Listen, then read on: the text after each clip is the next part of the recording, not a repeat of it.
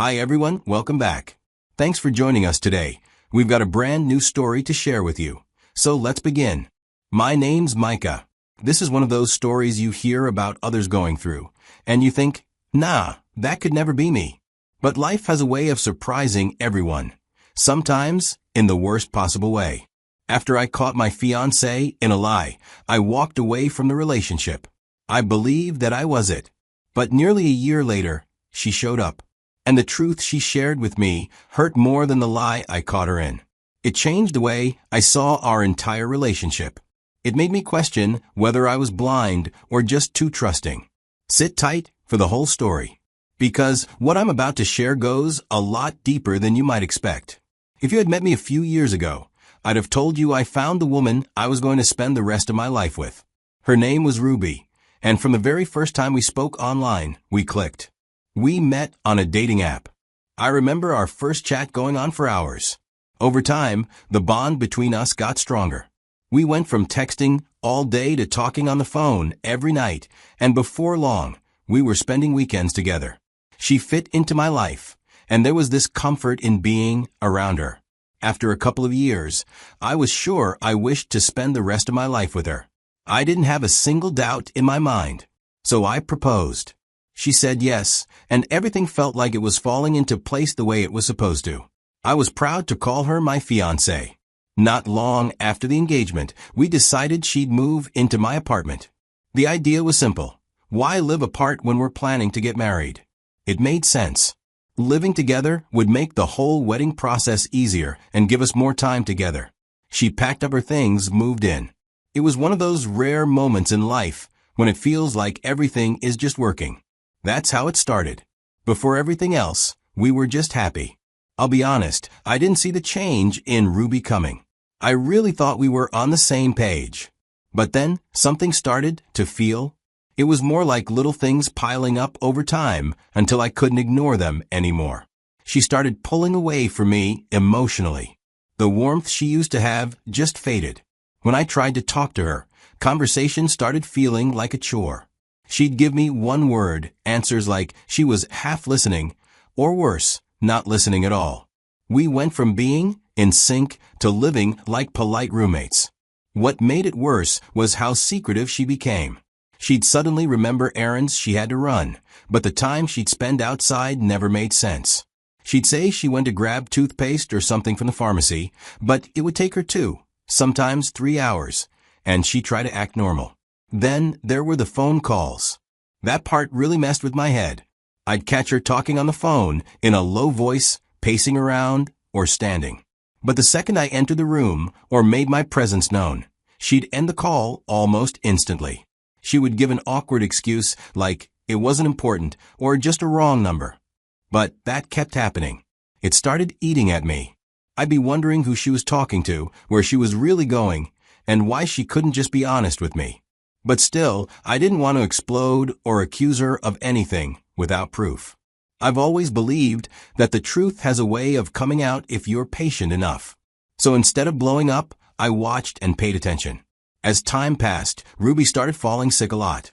It wasn't like a one-off flu or a stomach bug. This was happening every other day, mostly in the evenings. She'd complain about headaches, feeling nauseous, and being dizzy. Some days, she'd barely eat. Other days, she'd stay in bed. At first, I thought maybe it was stress, but it kept happening. So much that she had to take a leave of absence from her job. That's when it clicked that it was more serious than she let on. I asked her if she wanted me to take her to a hospital, and she brushed it off. Said it wasn't that bad. I remember that first time I brought it up. She said she had already gone the day before while I was at work. I didn't want to be that guy who accuses someone of lying when they say they're sick, you know? Another week passed, and she still hadn't bounced back. At that point, I couldn't ignore it anymore.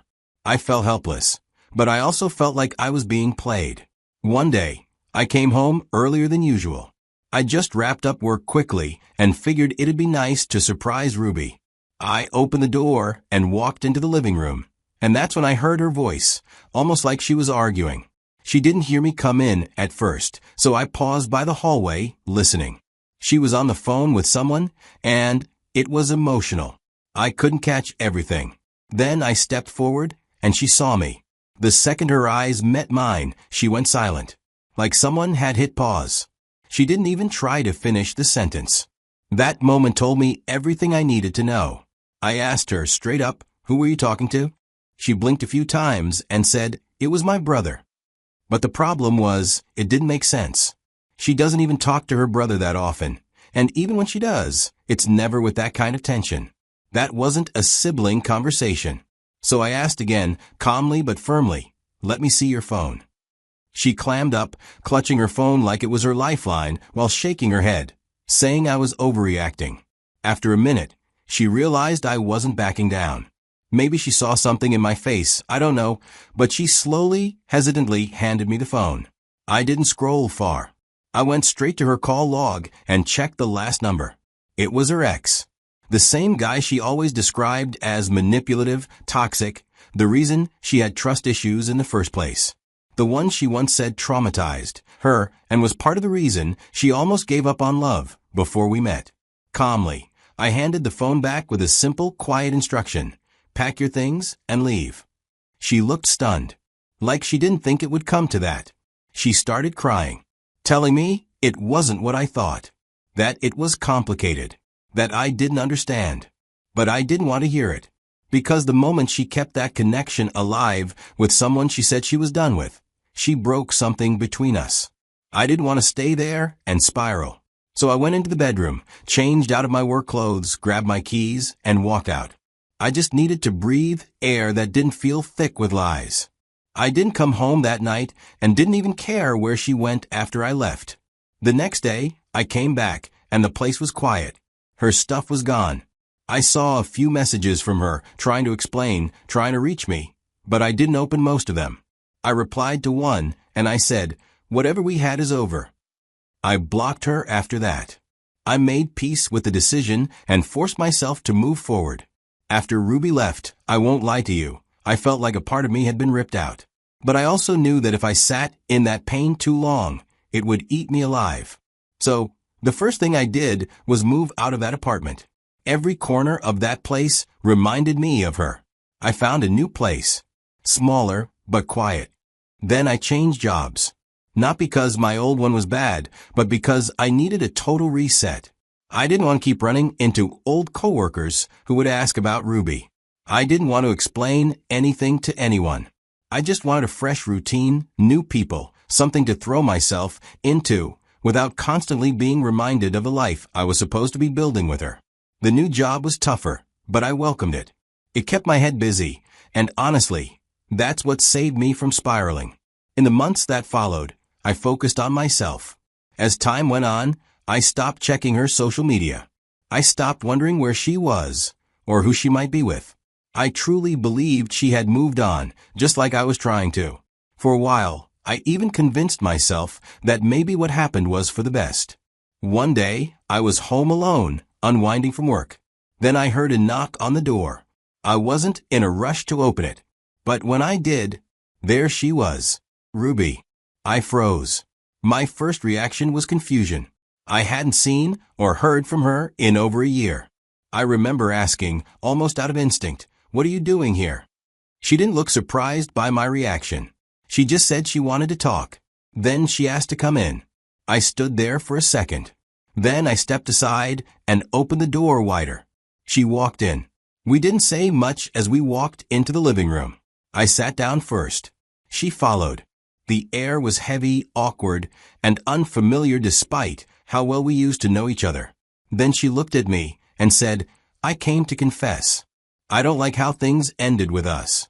I didn't respond. I just stared. Honestly, I had already prepared myself not to believe anything that came out of her mouth. To just let her speak so I could finally, officially close the chapter. But what she said next, I wasn't ready for. She looked me in the eyes and said, "I was pregnant when we broke up, but the child wasn't yours." I didn't say a word. I was trying to process if I had actually heard her correctly. But she didn't stop. She said she found out she was pregnant when she was already 3 months in. She said the father was her ex. She said it happened during a break. A break I didn't even realize was a break. That's when my memory kicked in. Before I proposed, we'd had a nasty fight, we didn't talk for days, and I secretly wondered if it was over. I thought we were done. But we reconnected, apologized, and a few weeks later, I asked her to marry me. I never thought to ask if she had been with someone else during that gap. It didn't occur to me. I loved her. I thought she loved me. But apparently, in that space where I was hurting and trying to figure out how to fix things, she ran back to the very man she swore was the worst thing to happen to her. I remember looking at her and asking, "So you slept with someone during that short separation, and didn't tell me when we got back together?" She went completely silent. Then she nodded. She explained that the day I walked in on her on that phone call, the one that made everything explode, she had been arguing with her ex. She told me he had been pressuring her to terminate the pregnancy. She didn't want to. But by the time of that phone call, she said it was already too late. She was too far along. Suddenly, all the strange behavior made sense. The distance, the lies, the sickness she kept brushing off, the secrecy, the fake errands, the dodged hospital visits, everything. It wasn't just betrayal. It was betrayal wrapped in layers of deceit and silence. After she finished, she stood up and said something I'll never forget. "I didn't come here to fix things between us. I just needed to tell you. I couldn't carry it anymore." And with that, she walked out. I didn't try to stop her. I didn't even stand up. I didn't know how to feel. It wasn't just the betrayal. It was realizing how close I came to building a life on a foundation full of cracks I never saw. You know, sometimes people talk about closure like it's some neat ending tied up in a bow. But the truth can be jagged and messy. I still don't know what to make of this truth. Should I feel lucky? I mean, I could have ended up raising a child that wasn't mine, living a whole lie in my own home while convincing myself everything was fine. So I probably dodged something huge. Or I should be grateful I found out before the wedding, before diapers and sleepless nights and paternity tests that wreck you years later. But then, why does it still hurt like hell? Why does my chest still tighten when I think about how close I came to building a future on something so broken? I keep wondering how long she would have gone on with it. Would she have ever told me if I hadn't caught her on that phone call? If I hadn't asked for that phone? Or would I have just ended up another guy putting his name on a birth certificate, thinking he's a dad, when in reality, he's just the safety net? People say knowledge is power, but all this truth did was flip my whole world inside out. It didn't bring peace. It didn't bring closure. It brought more questions, more what-ifs, more nights where I sat staring at the ceiling, asking myself how I missed all the signs. I used to think love made you sharper, more in tune with someone. But sometimes it just makes you blind. And that's what hurts the most. So now I turn to you, listening. Tell me honestly, what do you think? Was I right to walk away the night I did? Or should I have stayed and tried to understand more, maybe handle it differently?